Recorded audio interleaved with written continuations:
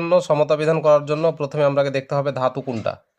আগে আমরা ধাতুর সমতা বিধান করব, তারপরে অধাতুর সমতা বিধান করব, তারপরে করব আমরা অক্সিজেনের সমতা বিধান এবং সবার শেষে হাইড্রোজেনের সমতা বিধান। তো এখানে Fe ধাতু ফেরাস দুটো আছে এই পাশে, এখানে দুটো, এই পাশে একটা আছে, তাহলে এই পাশে একটাকে দুটো করতে হবে, তাহলে আমি 2 দিয়ে দিলাম। আচ্ছা, এবার Fe2 হয়ে গেল, এই পাশে Fe2, এই পাশেও Fe2 হয়ে গেল, মিলে গেল। এবার আমরা সি দেখব। সি যদি দেখতে যাই আমরা, তাহলে দেখব এই পাশে সি একটা আছে, এই পাশে সি একটা আছে, মিলে গেল।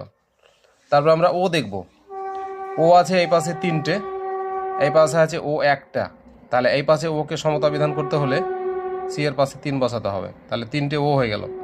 এবার যদি আমরা দেখি তাহলে দেখব যে সি 3টে হয়ে গেল, কিন্তু এই পাশে সি একটা আছে, তাহলে এটাকেও 3 করার জন্য 3 বসিয়ে দিলাম। এবার আমরা প্রথম থেকে আরেকবার দেখব, Fe2, এই পারেও আছে 2Fe, অর্থাৎ মিলে গেল। তারপরে সি একটা, 3টে সি এখানে আছে, 3টে সি এখানে আছে, মিলে গেল।